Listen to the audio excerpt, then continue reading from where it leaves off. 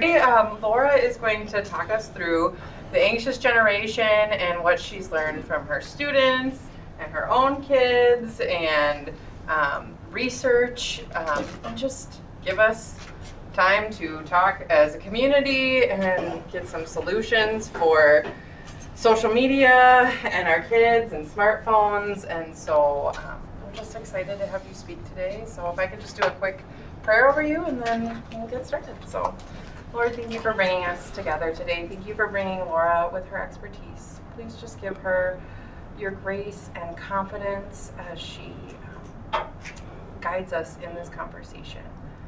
Bless these parents who are here to just navigate this ever-changing world, and just bless them as they bring this insight into their homes, and bless their children as they guide this world as well. In your name, amen. So can I ask really briefly before I do a quick intro of what we're going to be talking about, how many of you have read the book? Okay, awesome. All right, so then it's good. I'm going to do kind of so for some of you it will seem like a summary or a review of what the book is about. Well, it will be a summary, but it will be a review as well, because I'm going to go through kind of like some of the highlights, the key highlights from the book, and then kind of pivot to some of the solutions, and I'll save that for closer to the end. But what I'm going to do is try to make sure I work through enough of the summary of the book and some of those key points so that we have plenty of time at the end for your questions and what most of your concerns are. So I'll give you enough of a framework so that you know what Dr. Haidt ended up covering in his book and what some of the key topics are, and then we can take it from there. So I'll give a little bit of framing. I have a bunch of questions at the end that I wanted to ask. So I was thinking, what would I want to ask if I were a parent and I was attending a session like this? So I came up with a bunch of questions, and then Jonathan Haidt has a bunch of questions in a reading guide that he provides. So I tack those on at the end. So just know that we'll cover hopefully a lot of your questions. I'm going to try to get through this in plenty of time so that we can talk about that. Okay, so first of all, I just want to say thank you for having me here. I was really eager to talk about this topic because I get to think about this, the topic of social media and technology quite a bit in a very different way than when I started. Because when I started, I was an early adopter. I loved technology. I loved everything it did. I was around when they had I joined a small internet company when AOL was a thing, and when we were still convincing people they needed websites. I know I just aged myself, but that is when I was. And then I was really lucky because then I worked for GE in new media in Chicago. Sounds like a really cool job, but this was just before basically this was just when the tech boom was happening, but then also when the .com bust happened and everything went kerplunk and everyone was fired. I wasn't fired, I left before I could be fired, and I moved to rural Ohio and then decided to become a teacher. And this was around 2011, so or 2001, sorry, September 11th. And what was really interesting is that I worked in a really small community that didn't have a lot of technology. They had like a really old website, and there wasn't a lot that they were doing with technology at all. I mean, we were still using transparencies, and we had, everyone was using Blue Books. It was very old tech. So I was really excited to kind of integrate technology, and I thought it was great. We were able to we found a learning management system that everybody was on. I mean, in the early days, so it was definitely buggy, but we had a way to kind of centralize technology and use it with our students, so that way we could streamline a lot of communication with parents and streamline some of the tools that we were using in our classrooms. It was great. However, I began to notice some changes a little bit later. I started supervising student teachers, so I was in classrooms, and I would watch the student teachers with their mentor teacher, and I would sit in the back of the room. So when you're teaching, those of you who are teachers know, how many teachers do I have? Where am I? Okay. those of you who are teachers know you're kind of scanning the whole room the entire time, so you're busy and you're doing and you're moving and all of that. So this was like the first time in like almost, 5 or 6 years I was able to actually sit in the back of the room and I just got to scan and watch. And I noticed how kids were using technology and how just the vibe in the classroom would change depending on when they were taking out the technology. Like the moment the laptops came out, there was silence. And then as the years went on and I was still supervising teachers and working with student teachers, I noticed that even communication became very different than my earlier years, back in the dark ages. Because everyone was talking. They were talking. You walked through a hallway and it was loud. There was interaction and energy. And then going back into classrooms more in the last several years, just before COVID, so it wasn't even COVID, I noticed things were just quieter. It just wasn't quite the same. I would walk down the hallway and I'd see kids on their phones, kind of grouped up. And then when I would sit in classrooms, I would see kids looking on their phones, just kind of sitting there or just on their Chromebooks and they'd be scrolling. We stopped talking. And that was one of the things that I noticed that was pretty significant. So not long after that, I went to school again and started focusing on multimodal literacies. And I was just really interested in how tech had changed the way that we were communicating. And that's what I decided to get my degree in, another degree, because for some reason I'm collecting them lately. But I wanted to know really what was happening and why were we learning differently? We even moved away from doing science of reading and started talking about balanced literacy. And I noticed that we were even changing the way that we were talking to kids about how to read, and we were talking about critical literacies. So kids were struggling with really trying to communicate. And I knew that it had something to do with maybe how they were being taught to read, but I also saw that it was a challenge that they were having with technology itself. Technology became kind of that mediator that they were using all the time. And so much so that they were losing that ability to read facial cues. And they were using that ability to read body language and to read situation. The pragmatics of speech was something that they really struggled with. And I saw it. I don't know if I would have noticed it so much had I not been in education like before really technology came into being and was so ubiquitous. I don't know if I would have seen that transition, but I've definitely seen it more recently. And there was a school just recently featured in Steubenville, Ohio. Does anybody know about that or hear about that story? Did you hear about Steubenville? Just the fact that they're reading and this is the district I lived in. I lived right next door to Steubenville. It is one of the highest poverty, has the highest poverty rates, lowest socioeconomic status schools, but their education system is amazing. They don't have a lot of technology. And they just don't. They're not one-on-one. They don't have they didn't have the money. I actually even know about the grant that they didn't get because they didn't end up with all Chromebooks. And those kids have the vibe in that school is very different than almost all of the other schools I was in. So it was another big sign that something is going on. And I think I know what it is. You all probably can figure that out too.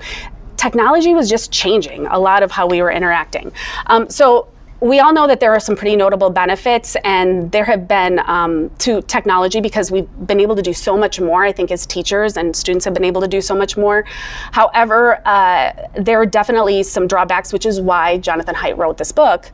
And he talked a lot about this before he was even writing this book. I remember seeing him on social media just talking about similar things that I was saying. I was like, yes, I walk into classrooms and students don't talk anymore.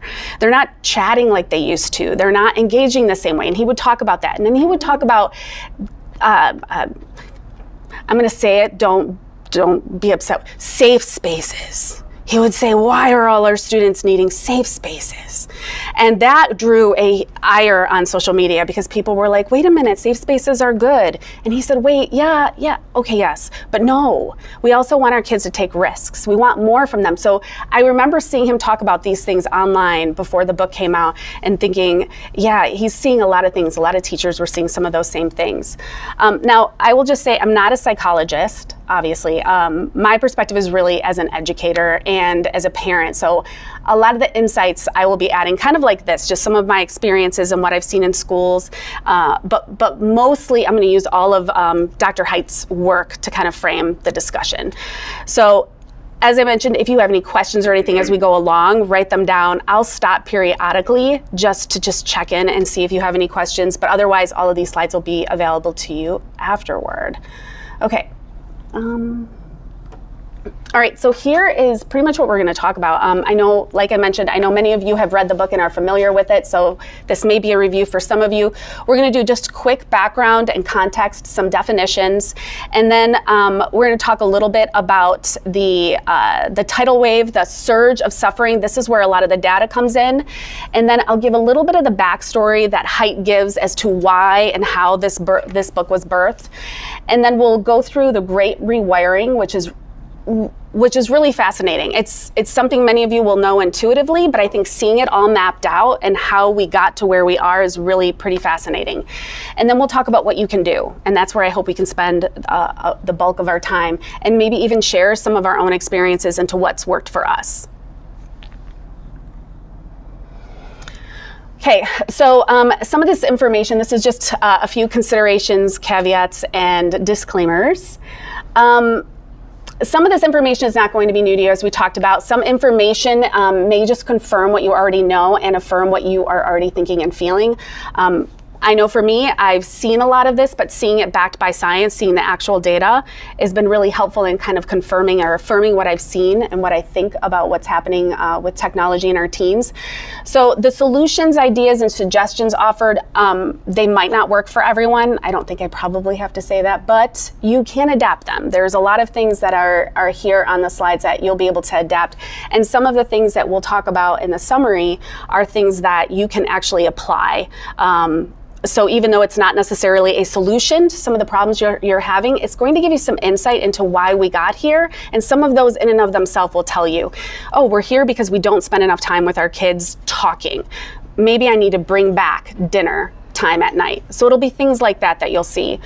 I also want us to think a little bit about the deficit mindset. Some of the tools I was looking to see, what are experts saying about technology, and you notice a lot of them are like, just no, get rid of technology, set limits, have policies in your school. So everything seems to center on rules, policies, regulations, and removals, and that's helpful, but you also need to have kind of an asset framework where you're talking about what can we add back in. Because we've talked about, that's one thing that's great about the book, is it talks about taking play away. We've changed the way that kids interact and engage by taking and removing all of those things that encourage them to play and interact and move. So we want to talk a little bit more about adding some of that back in. And then I'm going to ask you to be a little mindful of the moments that you've had where you've had some of those disconnections with your children or struggles with your children when it comes to technology. Really lean in and think about it as not being just a problem, but it's trying to convey information to you. And the reason that I say that is because one thing that conveys information to me is this is a word cloud, obviously. How many of you you know what I'm talking? Do you know how these work? So the bigger the words are, the more often they show up. Okay, so just keep that in mind for a second. So I teach at the Minneapolis College of Art and Design, and one of the classes I teach is a class on young adult literature, and we talk about development, we talk about all the development that students go through, but also their social lives, their culture, and we kind of trace history along, but then we also look personally at them. And every single year, the last 4 years that I've taught the course, I ask them questions like, so tell me, now mind you, these are 19, 20, 21-year-olds. I ask them, okay, tell me 3 words, what was your high school experience like? And every year I've done this, I get a variety. It's usually something that's really interesting, but this time around I noticed something. They were all saying the same thing. And I literally did this exercise 3 weeks ago. And this is what they were saying. If you can find even one positive word in there, I challenge you, because I couldn't. I went through every single one of their responses and typed it in, and then I brought it back to them the following week. I said, I just want to show you this, because they didn't know what each other had said. And instantly, I was really glad they did this. Oops, sorry. I'll try not to do that. I was really glad they did this. They said, as soon as I popped it up there, they said, well, it wasn't that bad. It wasn't that bad. And then they start trying to tell me why. Like, this is just what I felt like most of the time in high school. And I asked some questions like, why, and we get to that occasionally, throughout, I should say, we get that throughout the year, but occasionally we'll just kind of stop and just say, okay, well, why did you feel this way? Because we're reading books and we're reading short stories, and they'll sometimes tell me exactly why. But we haven't gotten quite to drill down into this quite yet. But in previous years when I've done this, I've asked students, what's one thing that you wish were different about your high school life?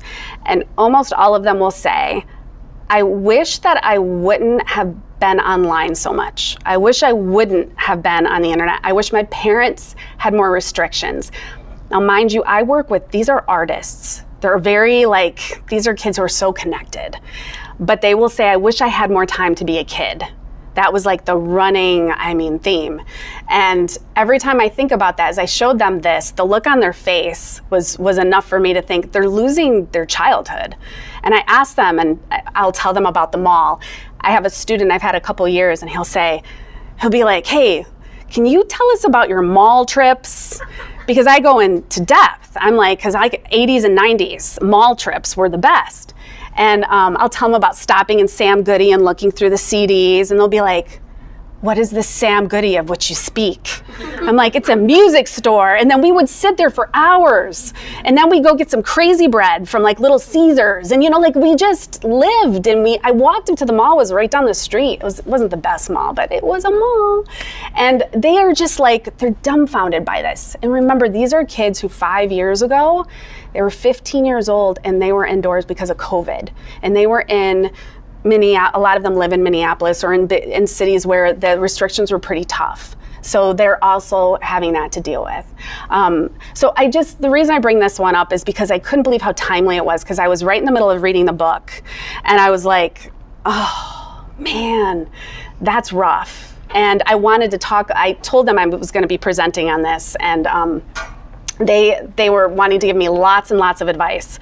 But the one big thing they've said many times in the past is just they wish they would have had more time to be a kid. They know this. They realize what they're losing out on. So just a little background. The book was written by Jonathan Haidt, and he is a social psychologist, professor at NYU, and an author. He's written and co-written a number of books, including The Coddling of the American Mind. How many of you are familiar with that book?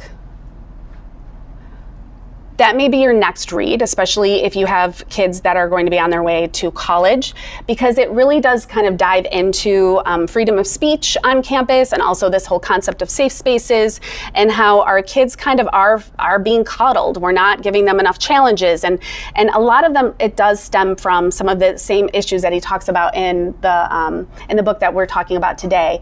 He also wrote The Righteous Mind: Why Good People Are Divided by Politics and Religion, and if you look at the dates of these, you can see in some ways he was really prescient and looking ahead and thinking about what was happening in society. Now, the context of this is, the context of the book is that starting in the 2010s, there was a notable decline of physical play. So this is a shift toward digital communication, adoption of social media, smartphones, and consequently a need for constant online communication and connectivity. The evolution of digital technology coincided with changes in parenting styles and attitudes. So there was a rise of supervision, safety, structure, which limited independence and exploration. Now, an outgrowth of this is adolescent mental health. And that's why one of the reasons I just talked to you a little bit about what my college students, my 18, 19, 20, 21-year-olds were experiencing, because they're in college now, even having all these freedoms, and a lot of what they experienced in high school is staying with them. And you can see it, they'll talk very openly about it. So we know that mental health has been really serious. I will say that when I started teaching at MCAT and even at the University of Minnesota, I taught the same classes there. I never had accommodations. I would get maybe one or two every once in a while. I now have about a half a dozen accommodations, and they're all related, almost all of them are related to some form of mental health.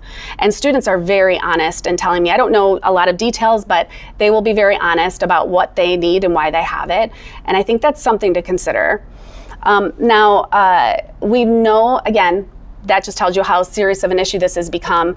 Height attributes the changing social dynamics brought about by social media to social isolation, which again, we saw during COVID especially. I think we became really aware of it. The lack of supervision and societal expectations to the current adolescent mental health crisis.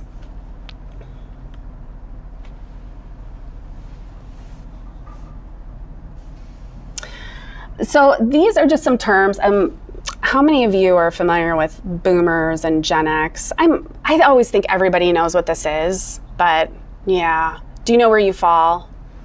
Okay, I'm not going to ask you. I'm Gen X, solidly Gen X. We are never in war with anybody. Everyone forgets about us.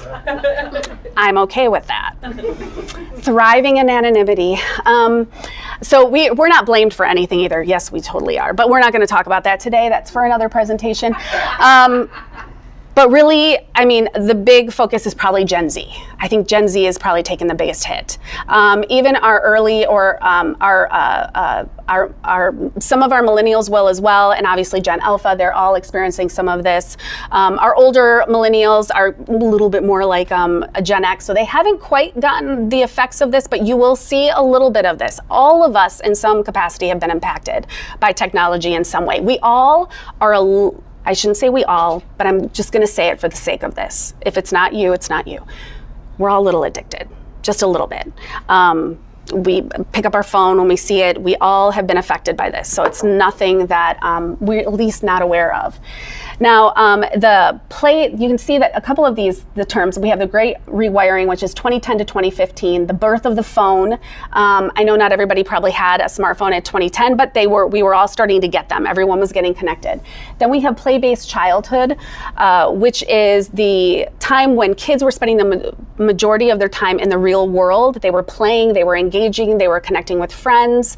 And then we had, along with that play always had some degree of risk, which I think risk is really an interesting word to say, because I was like, risk, what do we mean by risk?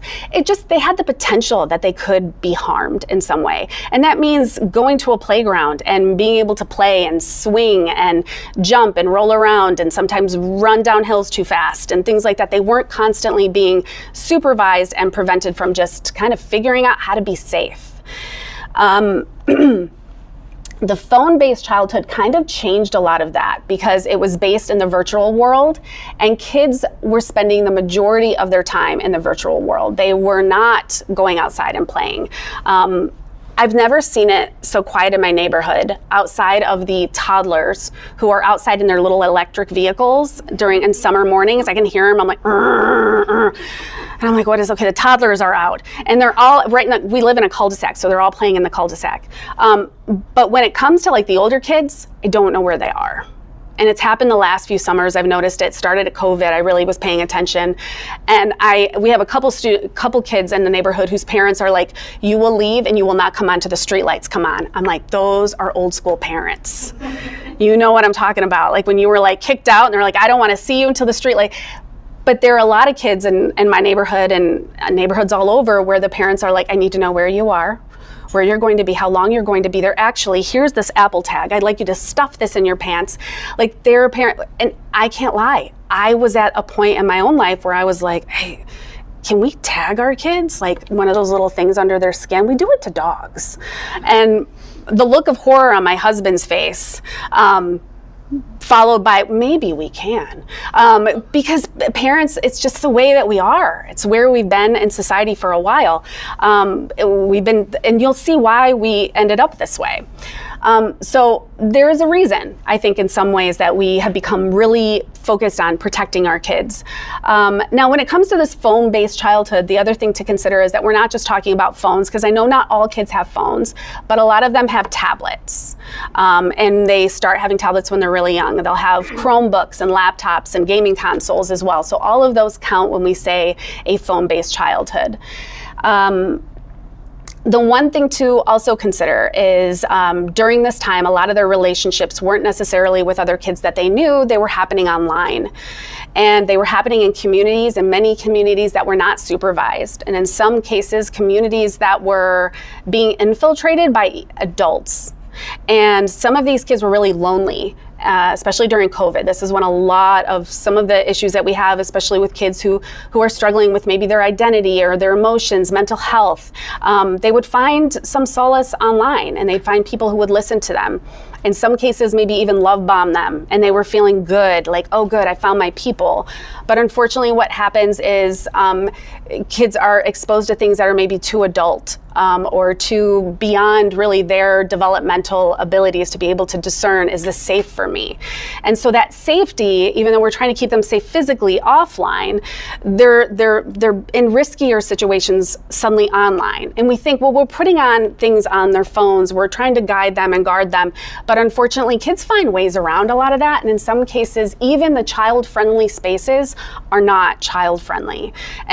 But parents think they are, and you're meant to feel that way.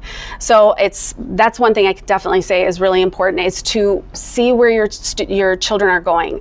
And that does require some level of monitoring, but let them be free outside when they're running and jumping as much as you possibly can, but go ahead and get some of that monitoring software when they're online, because that is something I see quite often. Many of my students have told me that. One of them told me, I wish that I wouldn't have learned about love, relationships, and sex on the internet.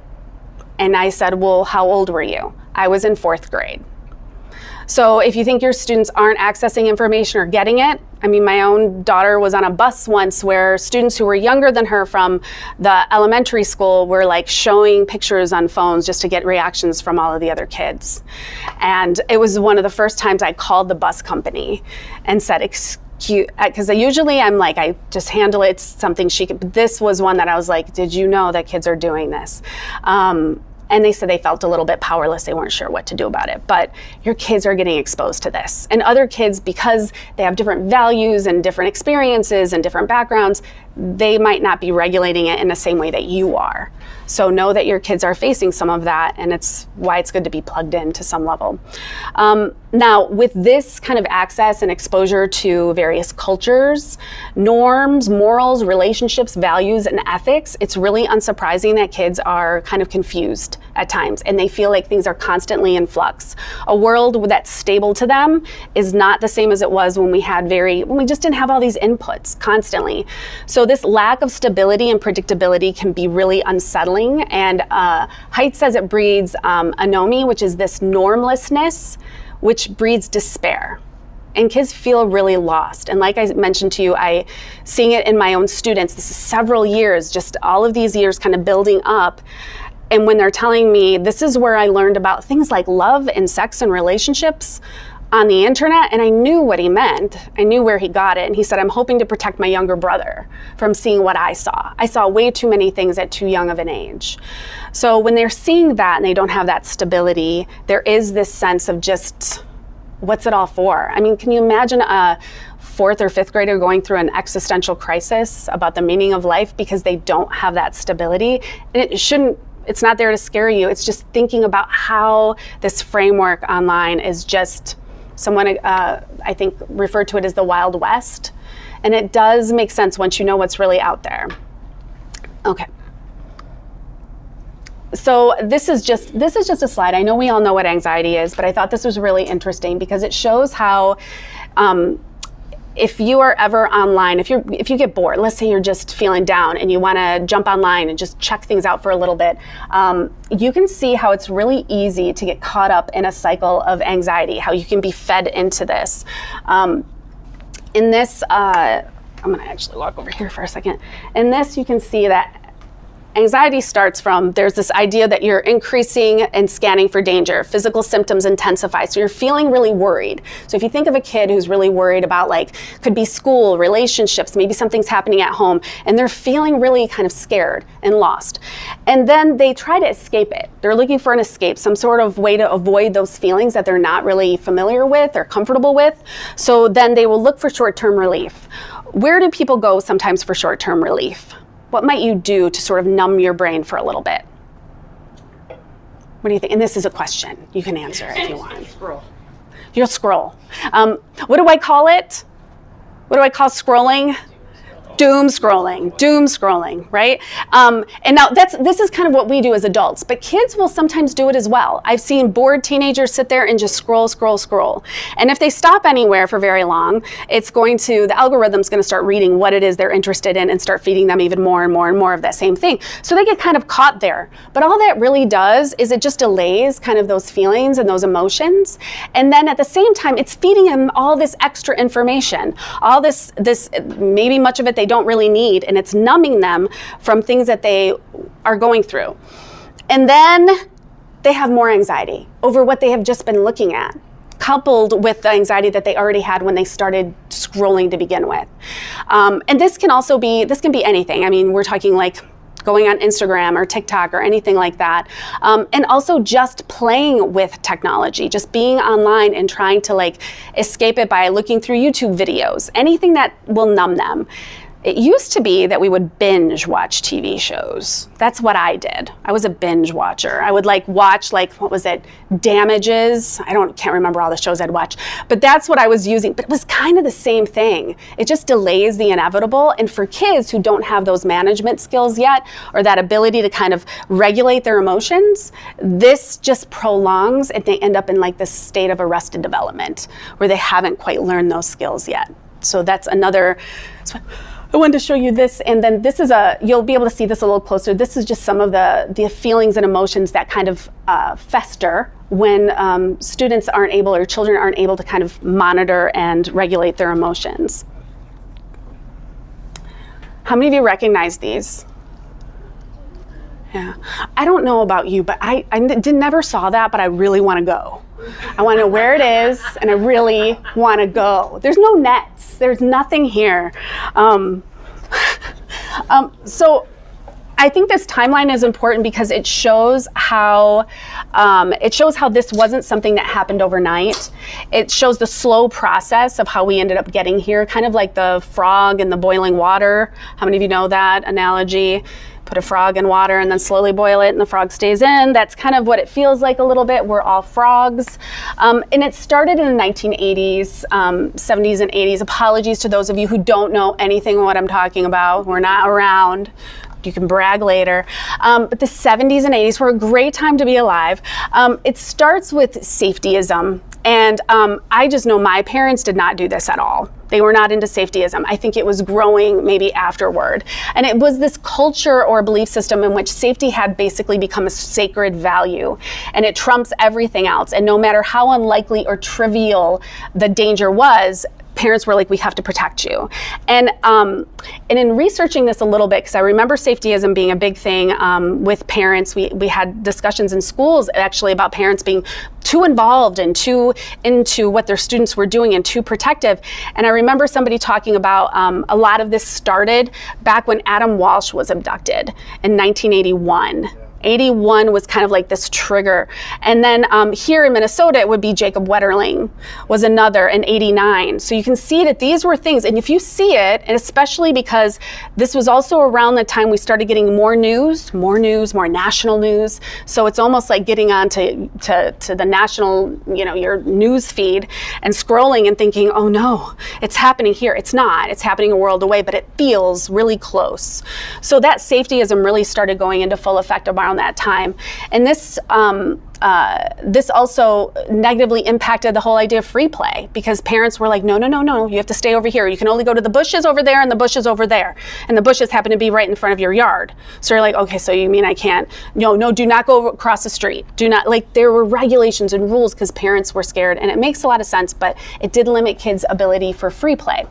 Now this starts also the long decline for mental health for boys. Boys were really struggling a lot during this time.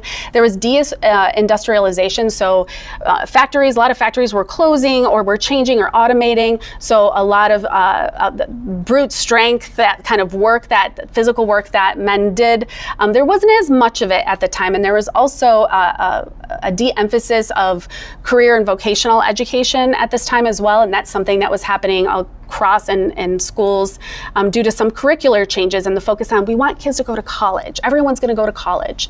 So that limited a lot of boys' career opportunities. And there was also a gradual decline of male role models in society in general. Now, many boys started withdrawing, and this results in something that Jonathan Haidt calls a failure to launch. They just weren't ready for adulthood. And if you have boys, you know, I have a 17 and a 15-year-old, and my son and daughter, my daughter acts like a 45-year-old. Those of you who know Anna Lemanski know that I am not lying. She sometimes acts with more maturity than I do, whereas her brother does not. At all. Like they have the discussions they have, it's like night and day. And but Jacob's older than her. He's 17, and he likes to talk like he's older, and he has this incredible vocabulary. And then Anna will look at him and be like, and the sigh she gives, I'm like, no, you have not been on this planet long enough to have that kind of sigh yet. So watching them interact, it really does show you that boys need a little bit more time. They really do, but they need a lot of frameworks, and they need support. They need those role models as well. And they weren't getting those in the 80s going into the 90s. And then in the 90s, we know what happened, right? We had the rise of 24-hour news. The stories were often really alarming, and they ramped up the safetyism as well. We had decreases in communities, and one of those attributions is also because subdivisions ended up were being built up, whereas neighborhoods were changing.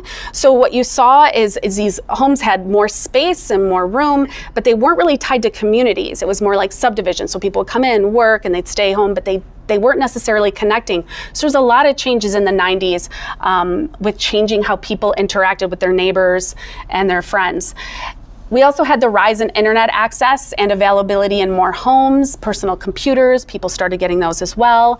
And then basic phones entered the markets in the 1990s, and this really changed things. I worked for AT&T for a while when they were getting the phones. Was I in high school? They had the phones were huge.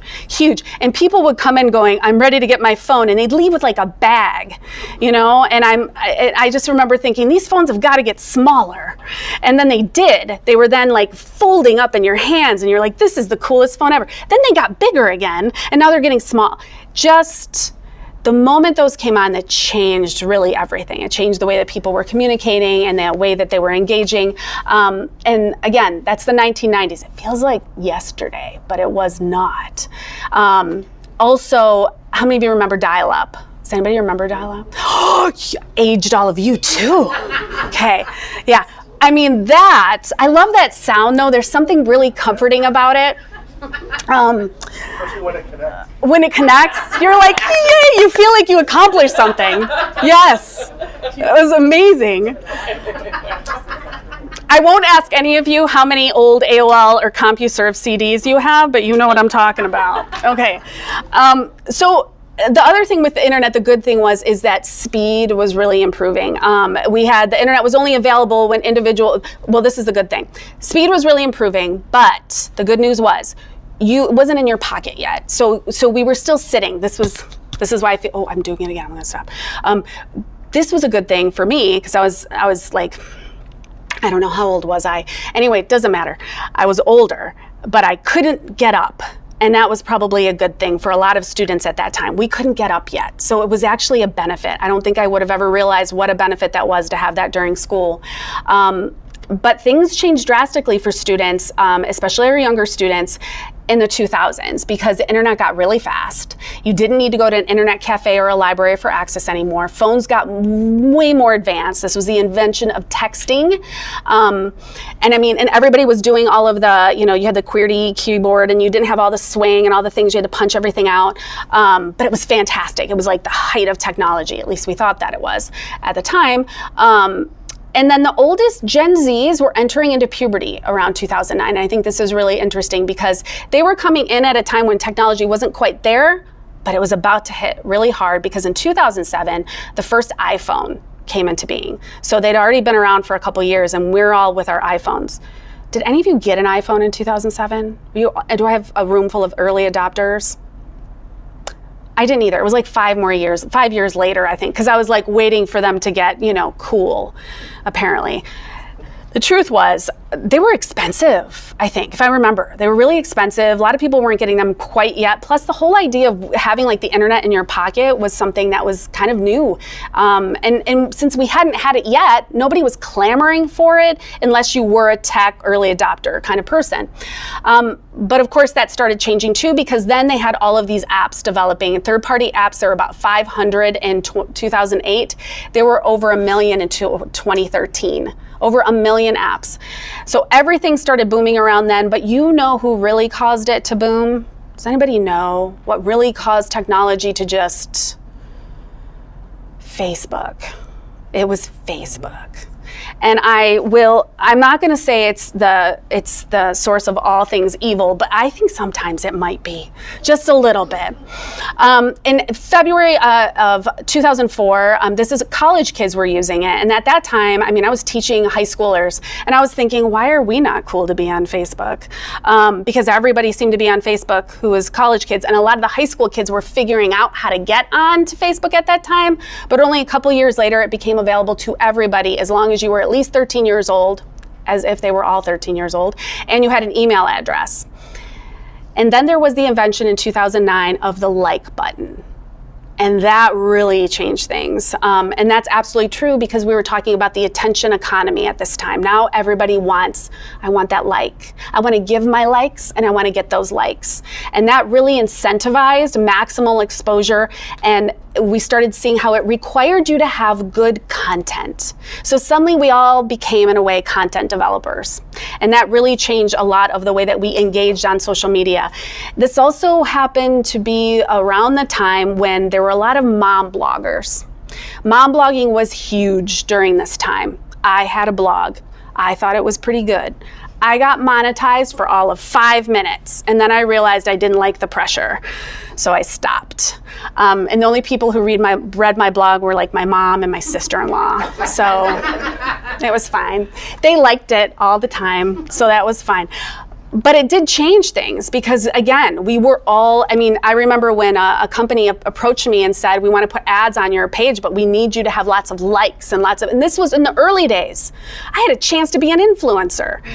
I said no, because that pressure was intense, but we are all doing it anyway. Every time we put something online, people are monetizing that. Facebook is monetizing it.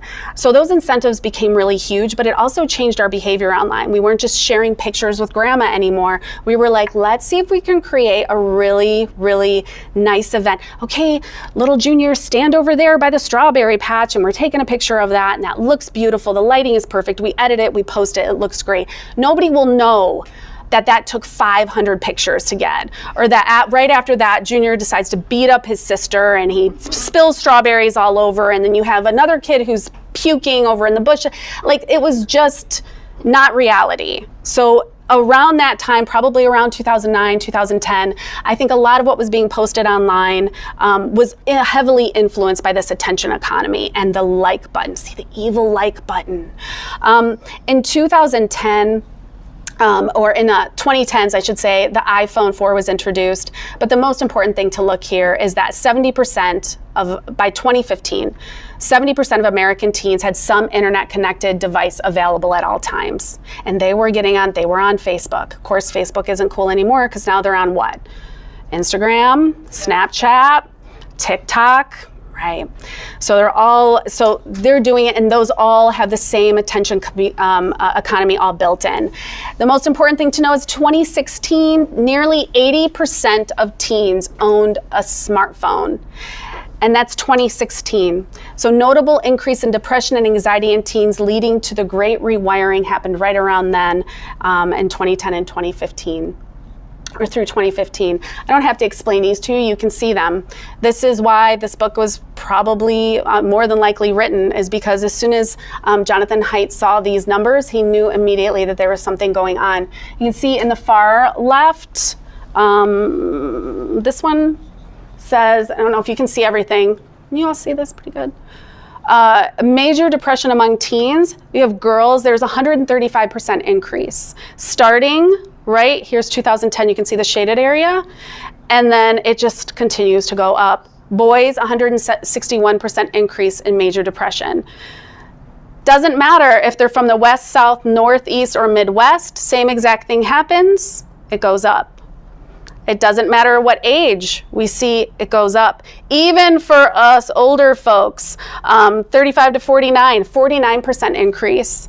Ages 50 plus, 5% increase. So there was an increase across the board. Now, granted, the older you got, a little less it was, but the biggest one here, 161 increase, 18 to 25.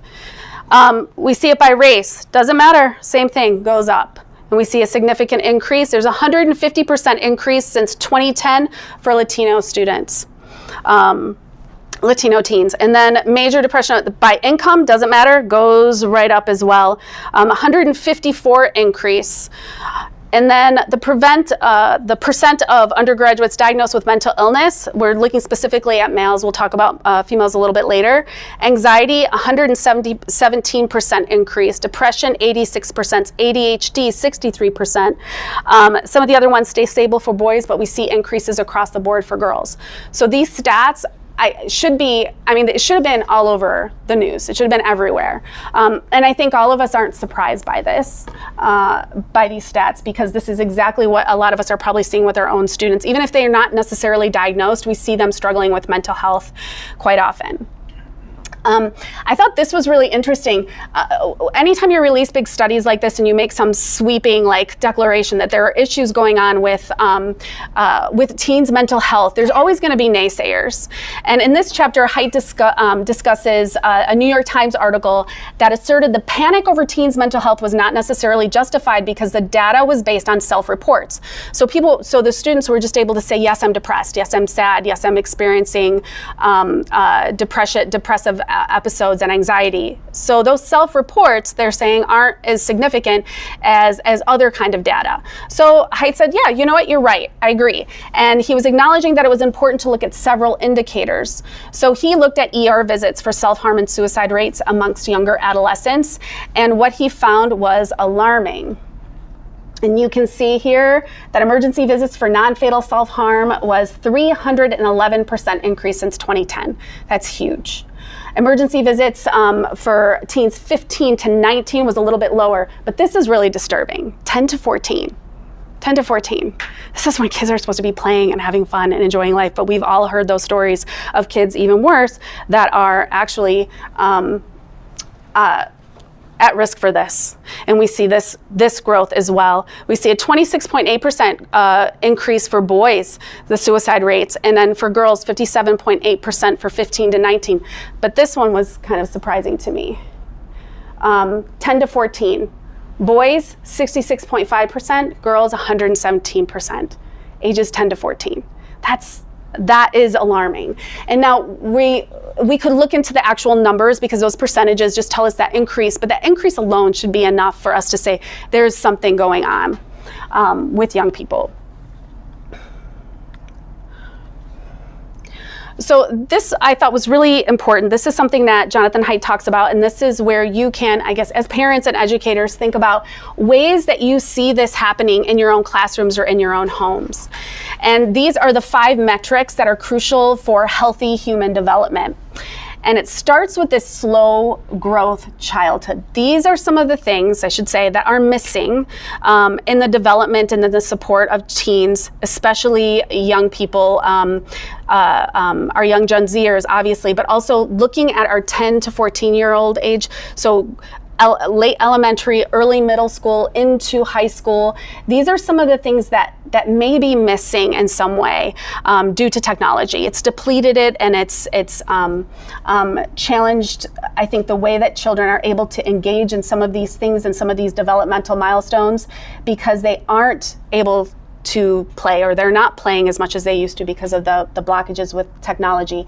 And you can see that the slow growth with childhood is that there's a lot of development at first, but then there's a slow phase where students are able to kind of absorb their culture. They're able to practice, they're able to engage in the daily life and just kind of get a sense of who they are. But in the rush today, when it comes to technology especially, kids are exposed to so much, and there is like this chaos in their lives, and they're not able to just slow down, to quiet their minds, to quiet their spaces around them, their environments, and just absorb and figure out really who they are, what do they like, what are they interested in. They're getting so many messages outside that they don't have that slow period. They're not able to embrace that. And then they have free play, which free play is that physical play that kids get to go out and have fun and enjoy things.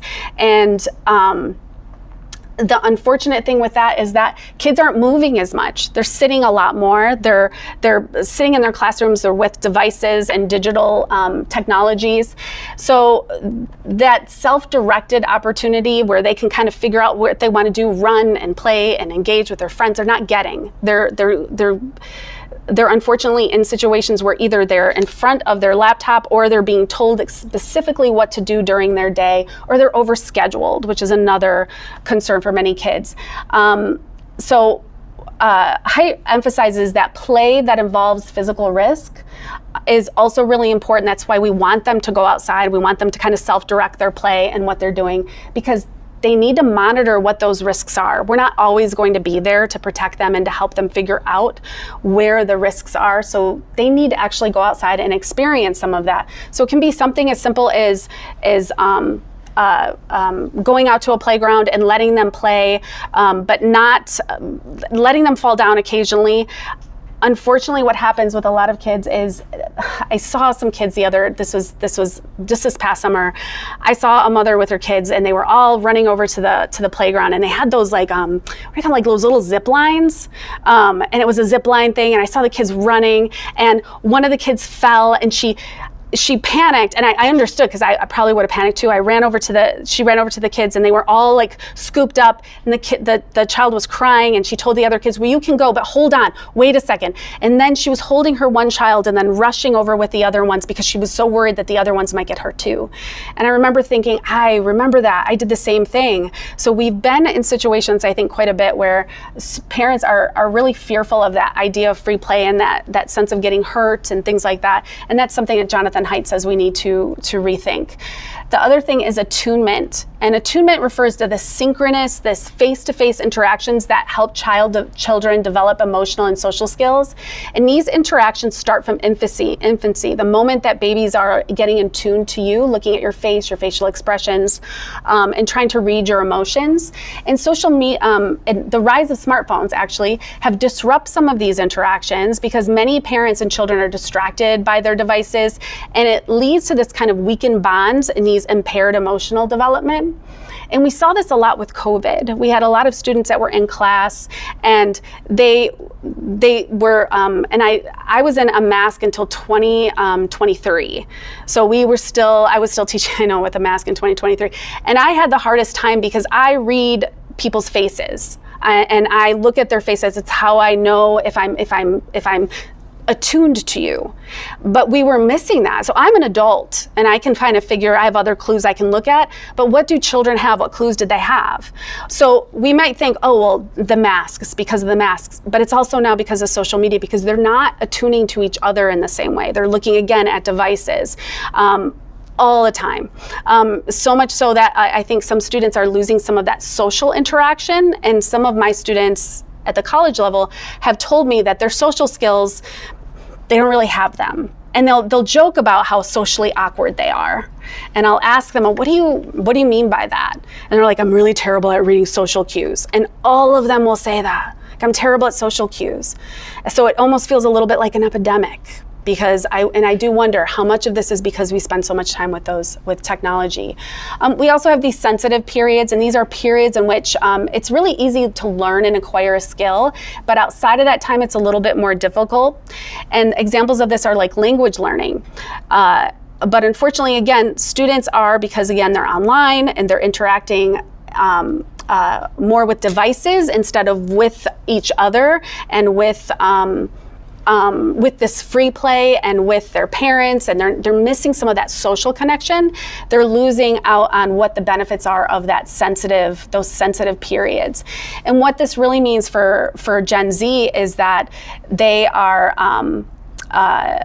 they're increasing the quantity of their connections, but the quality of those connections are really depleted. And so they're having more shallow, but yet shallow and unsatisfying interactions. So they're losing out on being able to learn. They're losing out on being able to connect. They're losing out on being able to really read social cues. So that's going to hurt them as they move on. And they're really kind of losing out on the ability to really connect with friends and make friends. One of the things my daughter says to me is that she kind of misses the opportunity to get to know people. She goes, I want to go out. I want to go to stores. I want to go to malls and things like that. But a lot of her friends conduct most of their friendships, because I'll ask her, like, well, don't they go out? Don't they do things? And occasionally they do, but nowhere near what my generation did. Instead, what she's finding is they are on Snapchat. And they're conducting their whole friendship over Snapchat. Like, they're taking a snapshot of their outfit and then they're sending it out and saying, what do you all think of my outfit? And then they wait and then somebody will respond. And sometimes people don't respond. They'll read it but not respond. And that becomes a whole drama if you read it and you don't respond. But there's no like that synchronous, that looking at each other and connecting with each other, that's gone. They conduct everything again online. And then you're missing so much. You're missing tone. You're missing the emotionality of connections. And she says she really kind of misses that. She just wants to play still. So the great irony of social media, and I'm sure many of you have maybe felt this, is that the more you immerse yourself in it, for many kids, it's the lonelier and more depressed they become. Now I'm going to stop here for just a minute and just check in and see if there are any questions about any of this so far. Does this resonate with you? I can see that. So 3M Hutchinson, when I first started back in 2002, so it's been a long time I've been there. You'd go to the break room. It's a big plant. There's like 1,800 people that work at that plant. So there are a lot of people that go to break together. So everyone, your line shuts down, everyone can go to break. Everyone's sitting around the lunchroom tables and you're talking with each other and interacting. You got newspapers that are out. People are reading books maybe sometimes. But it's a big change in the last 10 years. You go into the break rooms and it's quiet because even just adults aren't talking with each other. And then we also have a lot of interaction problems with individuals. I'm a supervisor now, so I'm watching interactions with people and I'm helping to try and direct some of those things. And there are a lot of problems. And we've had problems in the past, but I think it's been compounded probably in the last 5 years. It's gotten really bad. Yeah. I think COVID probably escalated some of this. We were experiencing it already, but then it just sort of compounded right when COVID hit, I think. And we haven't pulled ourselves out of that. I don't know if we will, because it's a whole change of it's a whole paradigm shift that's happened in society. So yeah, and I see the same thing. Walking into meetings, I'll see everyone's on their phone. How many of you have seen this or are familiar with it? Yeah, I mean, I walk into even a doctor's office, and I remember I chat. I like to say I'm an introvert, but I sometimes like to chat. I see another parent there with their child, and I'm like, oh, hi, and I look at there's none of that. There's none of that interaction. There's nothing happening. And it's hard because I think we've become so disconnected, but we feel like we're so much more connected. I can see everything, but I know the news that's happening in Burma. It's fine. But it doesn't matter for right here. So we're not really present, and that could be a whole nother conversation, is talking about presence. I think the corollary to that is a lot of adults, I'm sure I do this sometimes too, is we justify that by saying, well, we're being more productive because we've got to check our email or we got to do something. But so really true. what we're doing is we're actually increasing our own anxiety as well, right? Because we're now, instead of leaving work and leaving it behind, we're taking it with us 24 hours a day, and that's not a healthy way to live either. No. So as a way to avoid conversation, avoid personal relationships sometimes. That is true. One thing I've heard recently from friends of mine that I think are very sociable people, is they talk about, like, I don't really want to people anymore. I don't like peopling. And I'm like, wait, I've used it too, but I don't want to people. Like being around people, being in social situations, they're like, I know, I just want to sit and watch Netflix and scroll on my phone. Like there's so much more of that. And I can say sometimes I'm the same way. The idea of socializing is really taxing in some way. And here I spent my life socializing. I'm not a 13 or 14-year-old who should be tired of it at this point. I should, or not tired of it, but I should be tired of it. They shouldn't be. They should be excited about it. But no, I mean, I hear that from even kids saying, I don't want to people. What do you want to not people? But you're a person. What does that mean? Yeah. Oh, just what you said with you're chatty. Do you like to interact with people? I wonder how much of that is like also cultural with Minnesota. I grew up in Minnesota. My husband then joined the military, and we got to move to the South, and it was a complete culture shock. Because people would come up to you and have conversations and ask you intimate questions and want to get to know you, and I'm like, this is so weird. You're supposed to say fine and go about your day, and why are we having a conversation? And in Minnesota, that's like not the place to go. I remember coming back and trying to talk to people, and they look at you like you're crazy. Like, why are you telling me about your day? So maybe that's why that happened? Is that what you're saying? Some of it's phone, Like maybe some of it's I've been here 10 years, I still haven't figured it out. I'm still trying to talk to people. Why won't you talk to me? fine. But I'm a Midwesterner. I would think that I would know, but you're absolutely right. I think that may be a piece of it too, is that cultural piece, but I'm still going to keep trying. I'm going to get them off their phone. They're still playing their games. I'm going to get them off.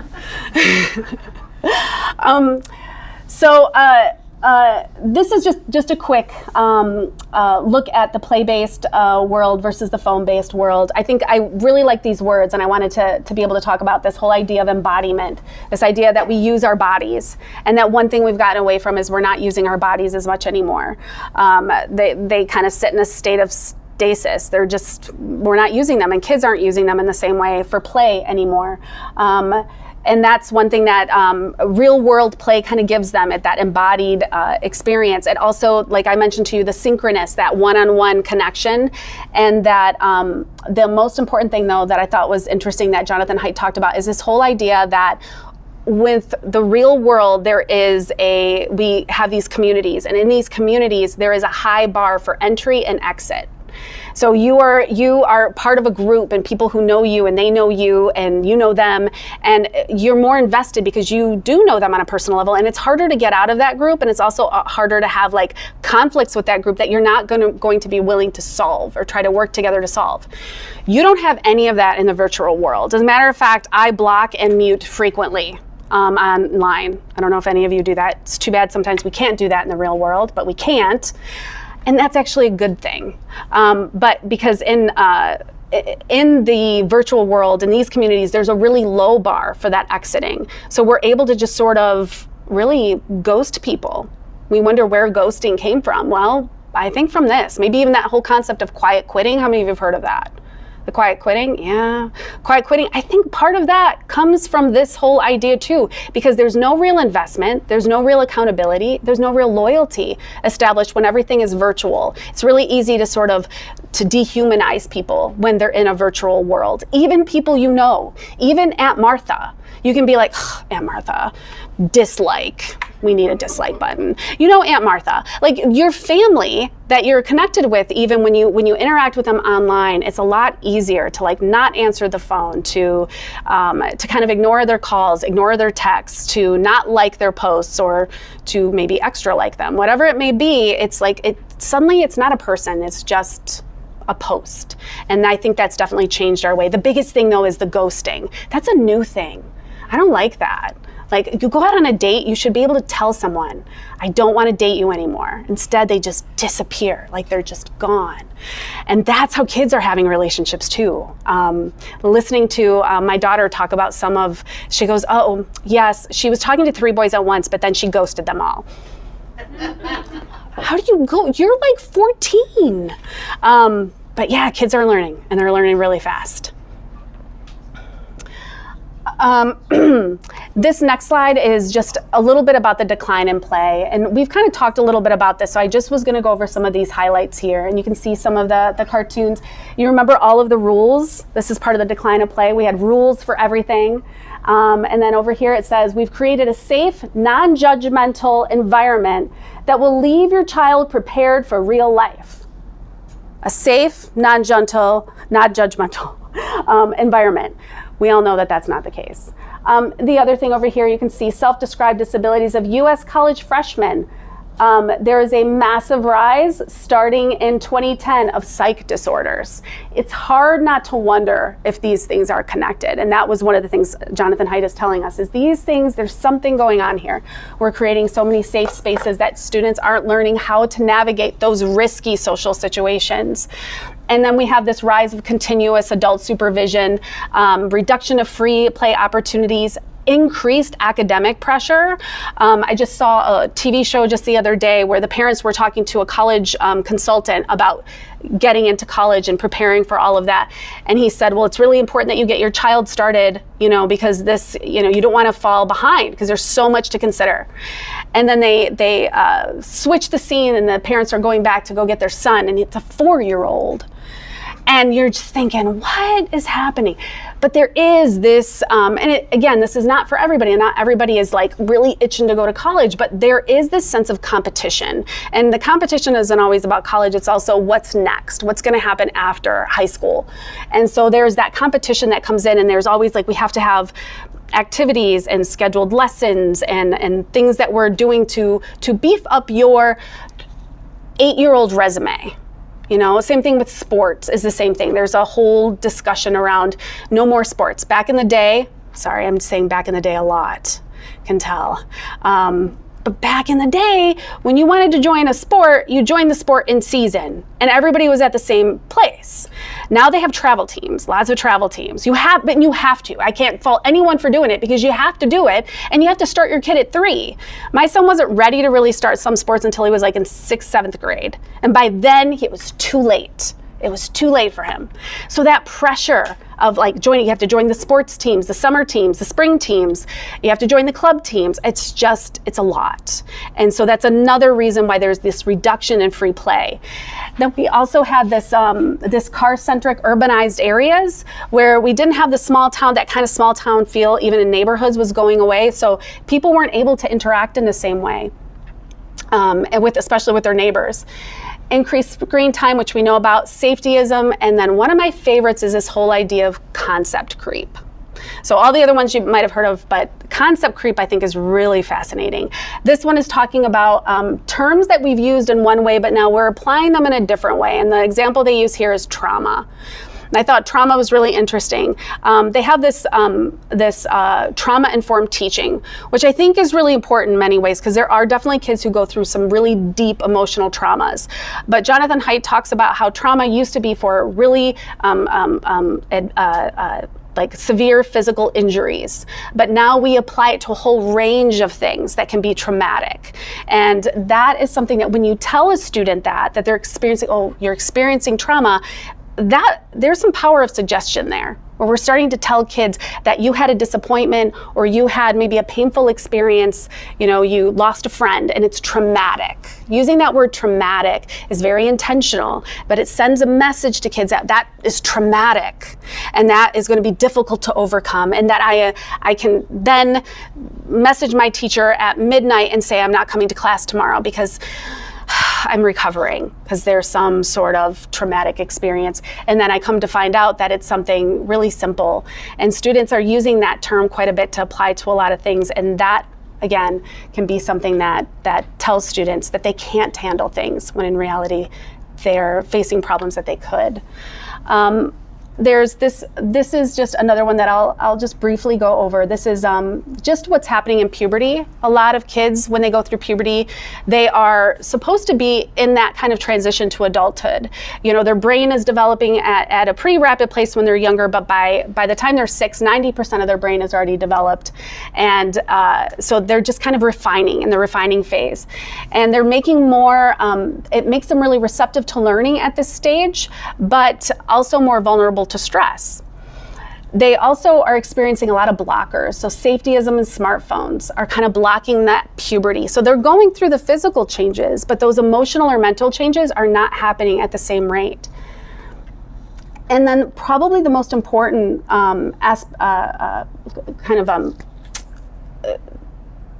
topic that Jonathan Haidt covers, and I thought this was really fascinating, is this whole idea of the rites of passage. Students aren't going through rites of passage in the same way. And I thought that was really fascinating. I mean, cultures for years have had these kind of rites of passage, things that students will go through, children will experience starting at like 6 years old, 7, 8, 9. And every year it's kind of like scaffolding for parenting. We add in more things, more responsibilities, more activities for them. And these rituals really help, especially adolescents, develop necessary knowledge, skills, their social standing, and it helps them kind of exist in both really secular societies especially. And not only that, we also see that smartphones and digital media are blurring these transitions. So students aren't really able to kind of figure out what is the next step for adulthood. They don't know what those phases even look like or how to transition into and out of these phases. So Jonathan Haidt calls for the need for really structured milestones. And there's a slide here in just a minute that I'll show you that talks a little bit about what that might look like. And this is just a little bit more about this is the 4 foundational harms. This is actually pretty important. This is what we talk about: social deprivation. This is excessive screen time reduces face-to-face interactions. These are the 4 harms, and we've kind of talked about this a little bit, so I'm going to go through these just a little bit, a little quicker, just to make sure that we get all these. Okay, so we have the social deprivation. Excessive screen time reduces face-to-face interactions. It's essential for developing social skills and emotional intelligence. We know this because we can see, this is it. Okay, sorry, I can't see quite over there. I have to come over here. I thought this was really shocking. In 2003, kids were spending quite a bit of time, 160 minutes with their friends. Look at how much time they're spending now. This is, I had to look at this twice because I was like, wait, how long is that? When you're talking like 15 years old, they're spending maybe about an hour in daily time with their friends. And some of that is like the time that they get when they're in school. So they're not, kids used to play with their friends. They used to be with them like all the time, every day. They'd hang out after school. They play records, you know, put the vinyls on, things like that. They just have fun, right, with friends after school. But now, I mean, my son and daughter come home, they have hours of homework. First of all, that's one thing that limits them. But then they also are just not connecting. They'll just send a couple snaps and that's their interaction for the day. This was, to me, really shocking, is that social time with friends they're not getting. Then we see the next one is sleep deprivation. I thought this was really significant. The number of students that are sleeping less than 7 hours a day is pretty significant. And it only takes 2 hours on any kind of technology for them to actually disrupt their sleep. But kids are spending, how many hours would you guess on social media? And it's probably going to be different for all of your children, but especially if they're in school, they're spending a significant time. We have attention fragmentation. How many of you have seen this with your kids? Constantly, right? They're being bombarded with information.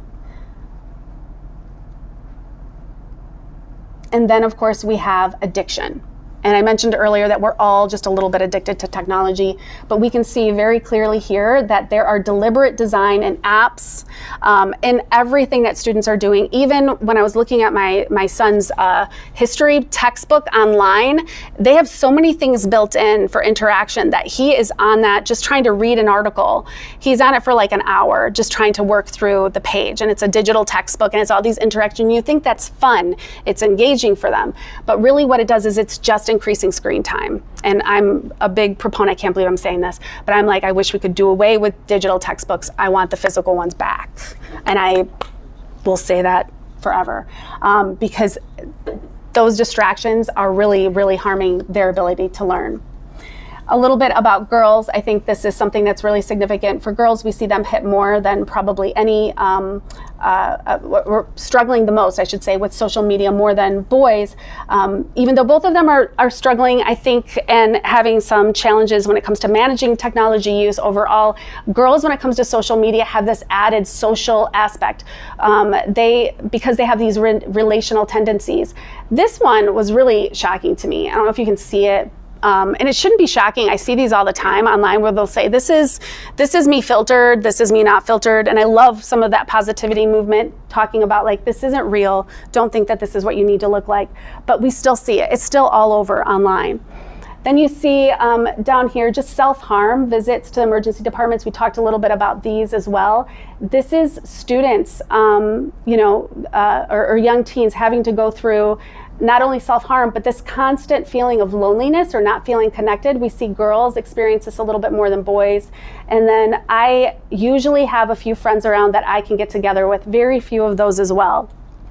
Or very few of girls feel that they have those types of people. And boys have a little bit less than that, but girls, over 70% feel that way. And this is what we talked about a little earlier about boys. We've talked about that whole idea of delayed maturity. The biggest one here, I think, when you see this is, even though there's a rise like in gaming culture, for instance, gaming isn't necessarily the real root of the problem when it comes to technology. And I thought that was one of the most interesting findings, because everyone likes to say, oh, it's gaming. Gaming has a lot of benefits too. But the biggest problem with young men is that they're exposed to a lot of toxic information online. And a lot of that information kind of gives them the wrong impression of what it means to be masculine or to be a man, and what their roles are in society. And it leads to this erosion of purpose. They're not really sure who they're supposed to be or what their roles are in society. And we have a lot of that going on in general discourse in society right now about who men are, the whole idea of toxic masculinity. What does that look like? How is that defined? Young men are hearing that. And it's really interesting to see the kinds of people that they will kind of glom onto online, the influencers that they will be connecting with. And then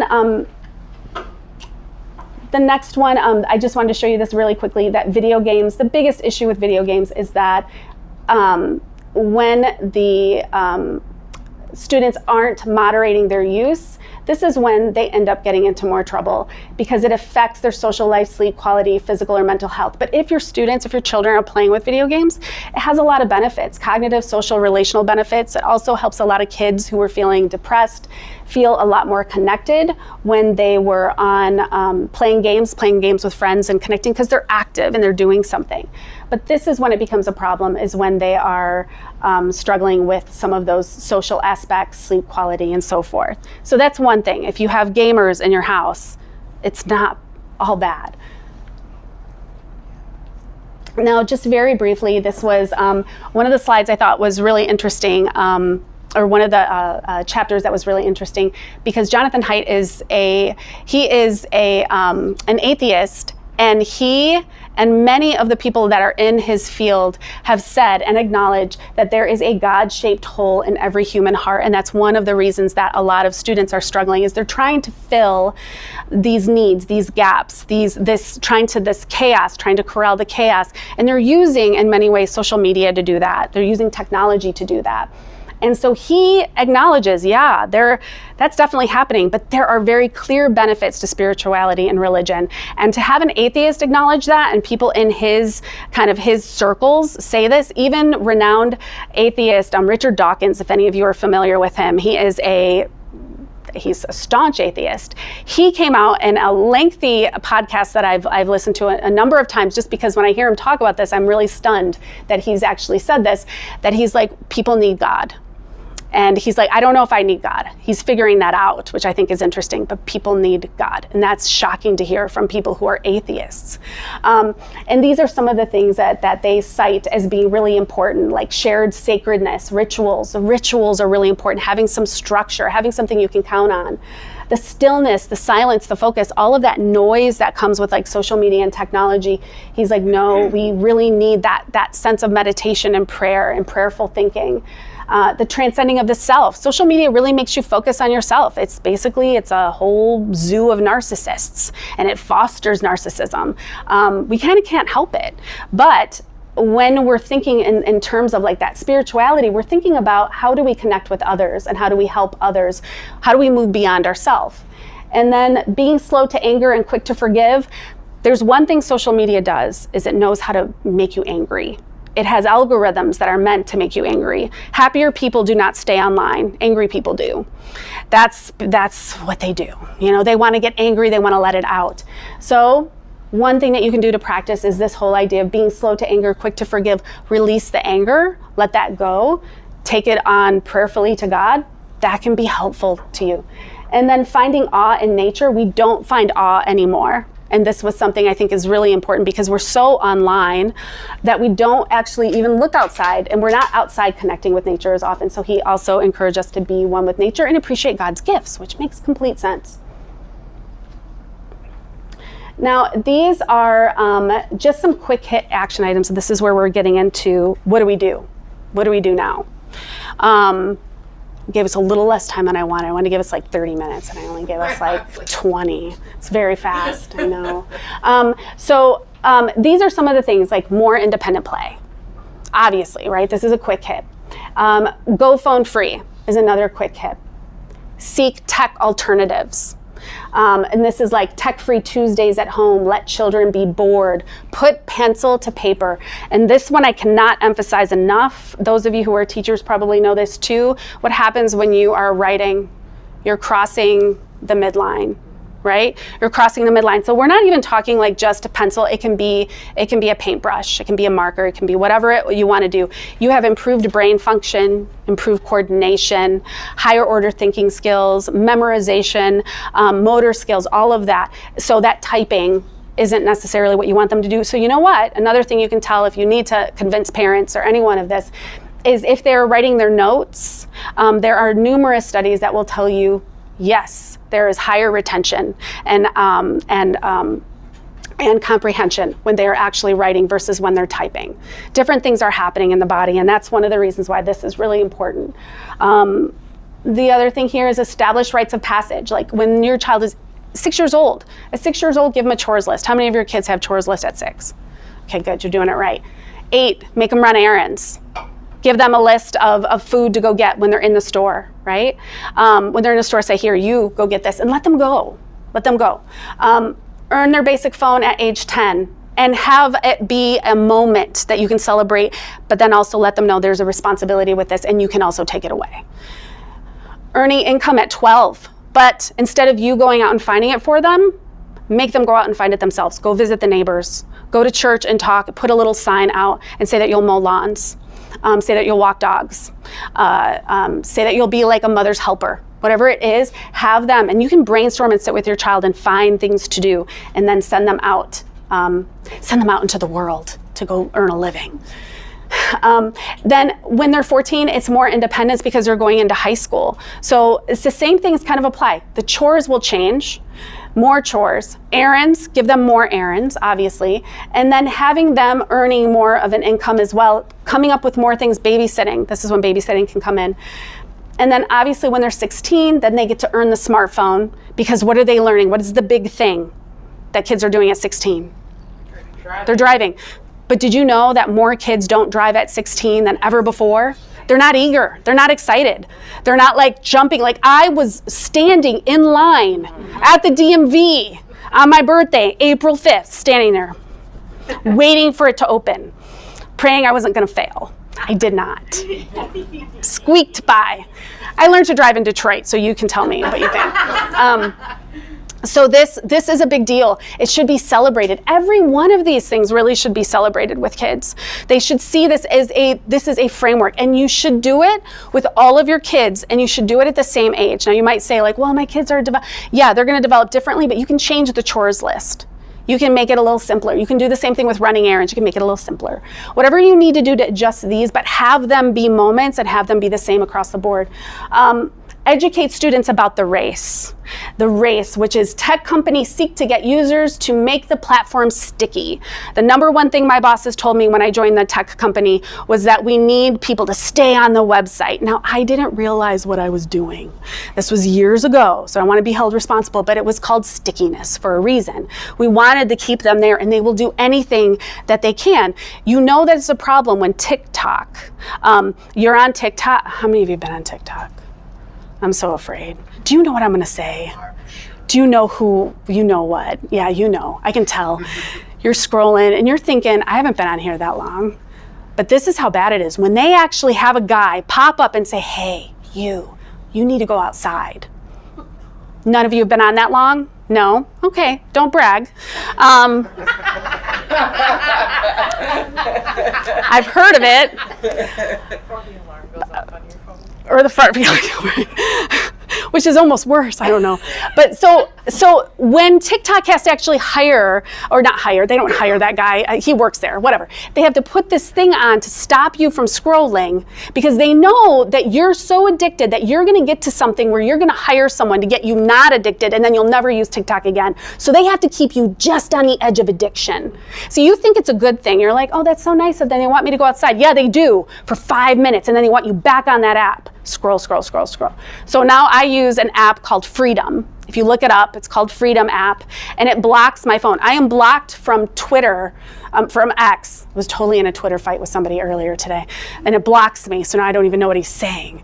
Does that cause you anxiety? No, because my phone, just to say, it doesn't. He's just sitting there thinking, because I have a life. This man does not have a life. By the way, I'm just teasing. There is nobody, okay, there is. It says right here, this is what pops up when I go to the X app. It says, you are free. Enjoy this moment. That's what it says. It is the best app, I will say. So for you adults, and my kids share it. So I have it on my kids' phone as well. So Anna will sometimes say, Mom, you need to help me. And I'll be like, okay, I'm going to sign you up for a session. I'll tell her it's a session. It's like mindfulness. We come up with names for them all the time. So I will definitely recommend Freedom app. And if I find a little coupon for that too, I'll share it in that folder that for you. Let's see. Okay.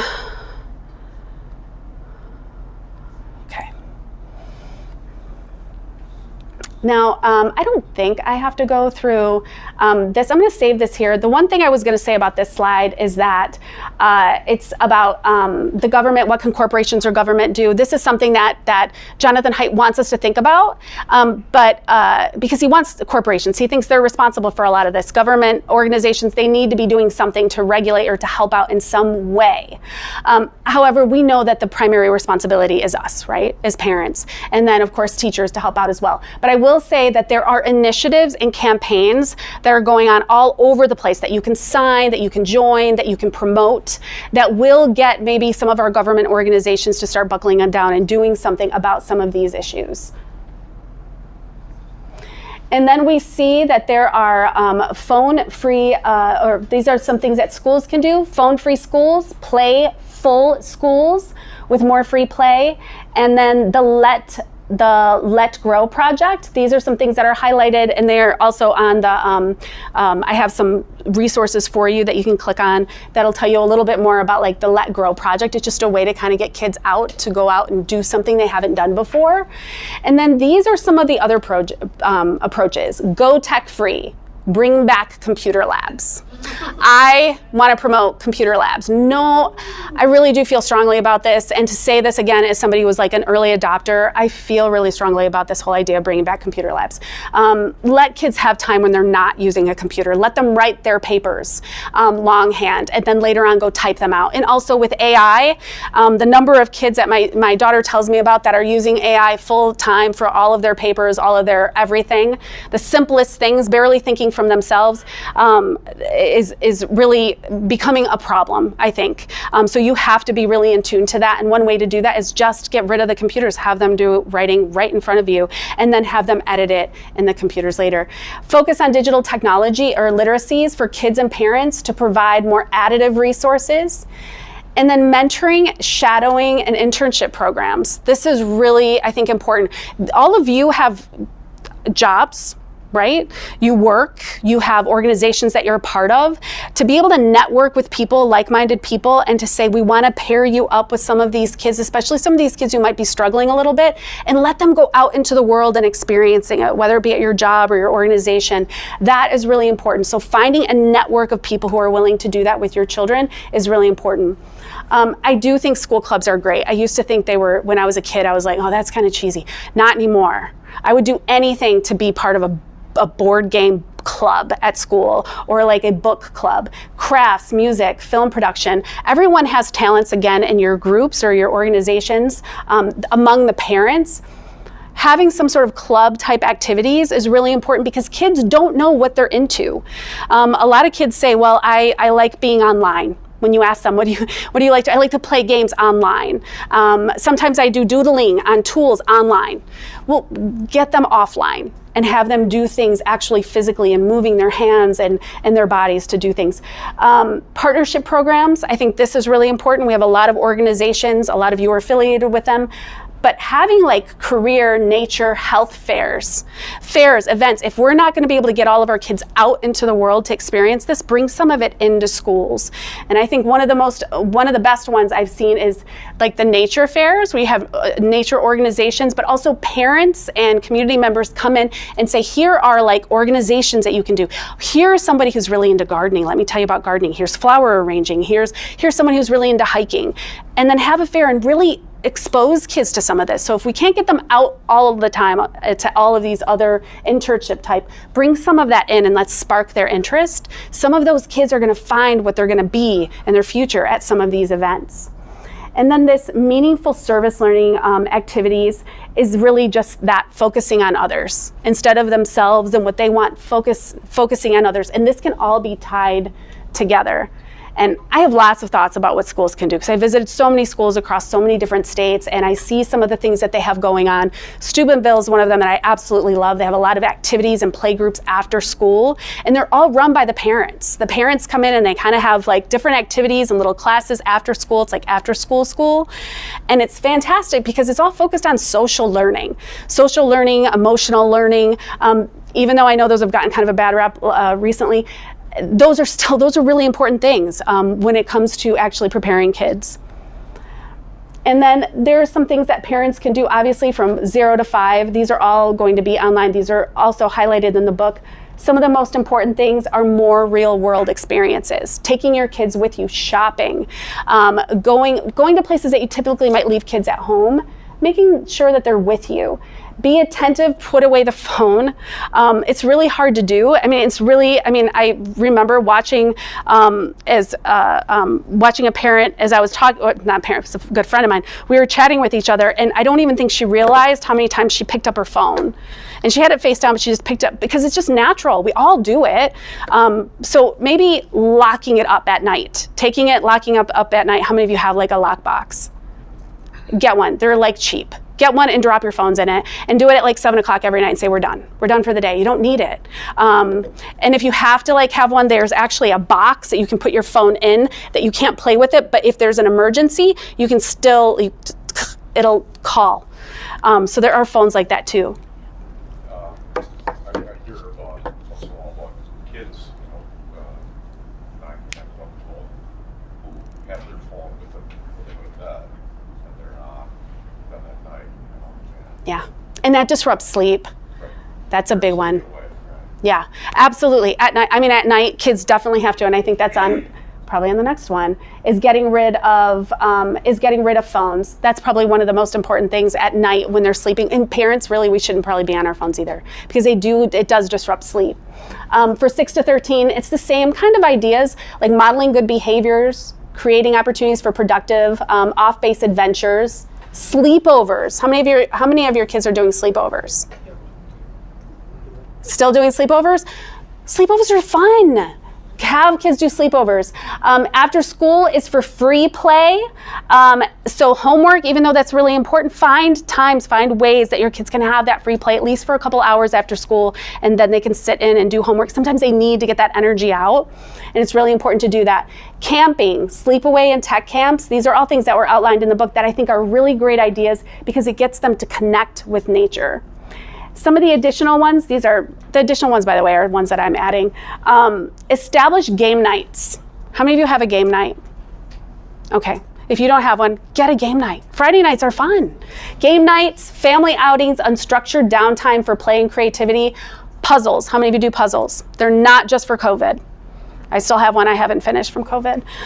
Experiments. How many of you do science experiments?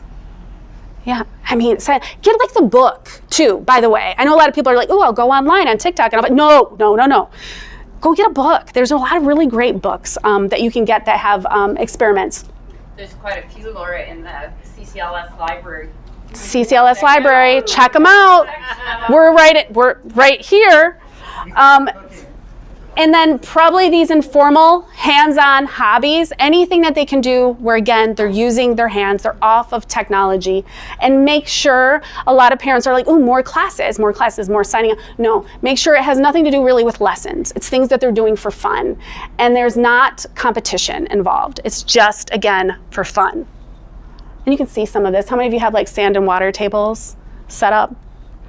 And this is a book, this is called Playborhood. This will also be on the list of resources. This was mentioned in the book. It's really cool. It's about basically getting your neighbors involved in creating a safe, but productive, fun, and engaging place where kids can just have fun. And their parents are there, but they can stand away just enough to let kids just explore. And it gives you a lot of ideas on how to do that. And I think there's only like one more slide after this. Learn how to use parental controls and filters. How many of you have content filters? Okay, good. Look into getting content filters. Obviously, Freedom, I think, is great. It helps out quite a bit, but definitely look into getting filters and find ones that are easy to use that you'll keep using. One of the most important things is that parents will start them, they'll try to use them, and then they end up not finishing or not following through with them. Focus on maximizing in-person activity and sleep, then on total screen hours. Provide clear structure to the day of the week. Monitor signs of addiction and problematic use. And then delay opening social media accounts until 16. How many of you have done that? I'll just ask how many of you have done that. Yeah, wait as long as you can. I mean, my daughter, she is 15. She was allowed to get it at 15. And she told me that, and she was on some social media, but I monitored it. And now I'm like, she tells me quite often, she's like, I almost wish I didn't even have it at all. I wouldn't mind if they just decided, let's do it at 18. Let's make it 18. Why? Why do they need social media? But we need more people to believe that and follow that. Talk with your preteen about the risks and listen to their thoughts. So don't just tell them what to do and what they can and can't do. Listen to what they're thinking and what they want to do. The additional strategies are demonstrate balanced screen use and have tech-free time zones. Talk more, text less. Promote reading for pleasure, graphic novels, audiobooks, and we're in a library. So visit the library, go grab books, have them read physical books. I was really big into ebooks. How many of you read digital books or audiobooks? Not anymore. I love physical books. If I can get my hand on a physical book and actually hold it, I absolutely love it. There's something about that physical book. So give your kids physical books to actually look at. And then we have increase, this is for 13 to 18. How many of you have 13-year-olds or older? Okay. So for those who are over 13 to 18, increase their mobility. Give them more chances to move and to get around. Rely on your teen more at home. Give them tasks and things to do. Encourage your teen to find a part-time job. How many of your teens have part-time jobs? Yeah, definitely encourage them. Find ways to nurture. Oh, for them. It's supposed to be them. To nurture and lead, not to theme. Consider a high school exchange program, bigger thrills in nature. And this one I absolutely love. Take a gap year. I actually believe in the gap year. I think it's a really good idea. Kind of ends that whole idea, that competition, that desire for kids to go, go, go, go, go. It slows them down a little bit and gives them a chance to kind of figure things out. Because high school is so intense. And to give them just time to kind of work and figure things out can be really helpful. Set boundaries for device that we'll use for autonomy, and then establish an evening or quiet time routine. Monitor for problematic use or addiction. That's probably one of the most important things you can do. Just see how often they're playing it and look at behaviors changes. That's one thing you'll notice. If kids are on technology too much, you'll notice more aggression, more aggressive behaviors, and that's something to keep an eye on. And there are a lot of resources for curbing tech addiction that are also on this sheet. And then finally is just what to keep in mind, that what we see online is heavily curated. I think most of you know that, right? Everything you see is curated. It's what the poster wants us to see. So even us as parents, when we see things and we see like these perfect pictures and perfect worlds and perfect experiences, none of that is perfect. It's not. They're highlight reels of people's lives. And it really stuns me sometimes that we still, no matter what, even though we know that it's a highlight reel, we still can't help but want to have that beautiful white, like clean kitchen that looks perfect. We still want that perfect meal. We still want those things. It's meant to do that on purpose. It's exactly what marketers do. It's exactly what Facebook and Instagram is trying to do. They know you're visually oriented. That's why they are visually oriented. And that's why they also have all those wonderful filters that you can add to make everything look even a little bit better than what it really is. Have your kids help with chores, divide and conquer, but remember they will also be there tomorrow. That is one of the biggest lessons that I can say as having a 15 and 17-year-old. I am glad every single time I didn't follow through with chores. When I said, you know what, it'll be there tomorrow, because it was there tomorrow. But my kids got older, and now they're 15 and 17, and I look at them and I think, gosh, I hope I didn't spend any time washing dishes when I could have been playing. I probably did though, and you will too, and it's okay. We're all gonna do it, but don't let those chores really dictate what you do. Spend some time with them because it goes by so fast. Meal plan with your friends. How many of you have friends or neighbors that you can nearby that you can meal plan with? You don't have to answer that, but if you do, please do. Meal plan with your friends. Parents must take breaks. This is one of the most important things. How many of you go out and don't do anything related to your kids? Okay. That's not all of you. It should be all of you. Right now. You all should do that. This does not count. No. This is related to You need to go out and not even think about them. They shouldn't even be on your mind. I mean, not to say they're not going to be, but of course you love them. We all know that. But you need to actually take a break. You need some downtime, so make sure that you're taking that downtime. Socialize and explore topics beyond kids and family. That also is what gives you more ideas on what you can do to actually help your kids is when you're actually having a social life. And then model your own social media use. I think this is really, I already talked about freedom. And the most important thing is, I think, leave the house, get outside, enjoy nature, call a friend, write a letter. I just received a letter from a friend. And that was like, I just looked at it like it was like some foreign object delivered to me by spacecraft. I'm like, what is this? And it was a friend. She just wanted to write me a letter. She says, do you remember when I used to write you letters when we were in college? And I'm like, I have them all too. That was the funniest thing. I have all of her old letters. Do a craft, join a bowling league. How many of you are in bowling leagues or any kind of sport league where you do something? No, join a bowling league. Everyone should bowl. I don't know, maybe was this a Detroit thing that everybody bowled? Does nobody bowl here? There are not enough bowling. It's also expensive. A lot of this stuff is expensive, like Exactly. bowling. I think it was Thomas Wolfe wrote a book where he talked about the death of the bowling leagues in America and how that's really affected society. I agree. We need to talk to Jonathan Haidt about that. He'll probably write about it. But yeah, so this is kind of a summary, and I didn't even realize I have my thing over my time, and now I'm seeing that I did go. Did I go overtime, or was it 8 o'clock? Was it 8:15? Was it 8? Okay. I went over and you all stayed. My students would never do this. They would have been like, we're out, we're leaving. You all stayed for 15 minutes while I went through that. I'm so sorry that took me longer. It always does. I spend a lot of, I'm used to having like 2.5 hours, to be honest, so this was not enough time. But also, thank you for being patient. Thank you all for being patient. Can we leave? Can we give 5 minutes or so for questions? But also, if you have questions, and I have resources for you as well, can we do like a 5-minute? Do we have are you okay with 5 minutes? Okay. Leave if you have to. Yes, leave if you, I'm not going to keep you here against your will. So any questions that you have, I know a lot of this is probably stuff that you're already doing, which is great, but are there things that maybe you're doing that have worked really well for you?